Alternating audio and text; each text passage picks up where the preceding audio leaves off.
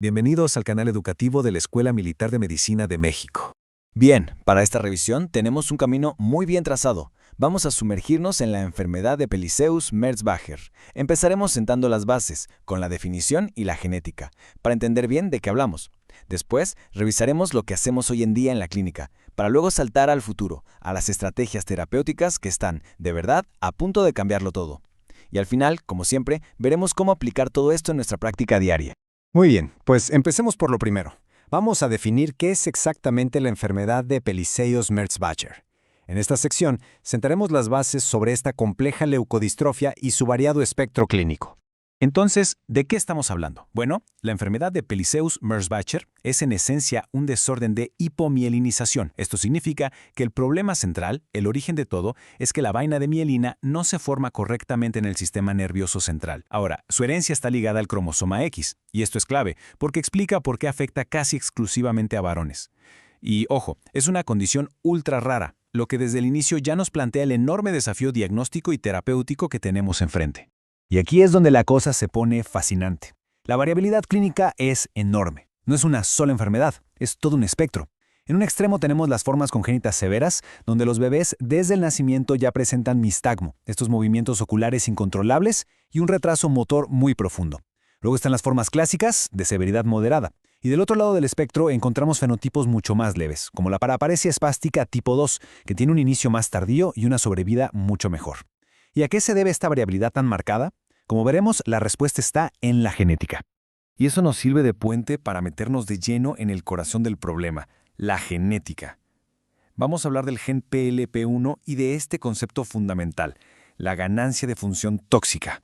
Aquí, el protagonista indiscutible es el gen PLP1. Este gen da las instrucciones para fabricar la proteína proteolipídica, que es, digamos, el componente más abundante de la mielina del sistema nervioso central. La causa más frecuente de la enfermedad, por mucho, son las duplicaciones de este gen. Esto básicamente inunda a la célula con un exceso de proteína. En segundo lugar, tenemos las mutaciones puntuales, que son como un error en la receta y producen una proteína mal plegada y, como veremos, muy tóxica. Esta imagen ilustra perfectamente la catástrofe celular que se desata. Ya sea por exceso o porque está mal hecha, la proteína PLP1 se acumula en el retículo endoplásmico. Esto enciende todas las alarmas en la célula, activando un sistema de control de calidad que se conoce como UPR. Pero el problema es tan grande que este sistema se ve sobrepasado, generando un estrés crónico que lleva a una sola salida, la apoptosis. El oligodendrocito, la célula que produce la mielina, se autodestruye. Y el resultado, por supuesto, es inevitable, la hipomielinización. Ok, ya entendimos la causa a nivel molecular. Ahora volvamos a la clínica. ¿Cómo diagnosticamos esta enfermedad y, más importante aún, qué les podemos ofrecer a los pacientes hoy en día?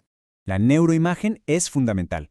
El hallazgo clásico es una hiperintensidad difusa de la sustancia blanca en secuencias de 2 de resonancia magnética. Pero en algunas variantes de la enfermedad podemos ver un patrón súper característico, conocido como patrón tigroide.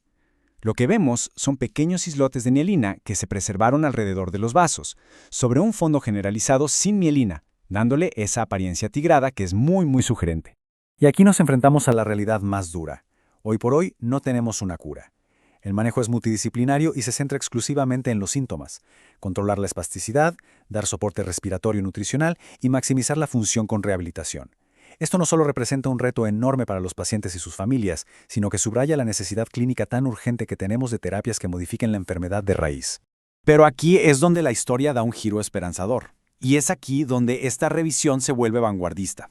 Entramos a la primera gran estrategia terapéutica, la supresión génica. Un ataque directo a la raíz de la toxicidad por PLP1. Estamos literalmente presenciando el nacimiento de una nueva era, la medicina de la mielina. Y esta se fundamenta en 3 pilares que por primera vez buscan corregir la enfermedad.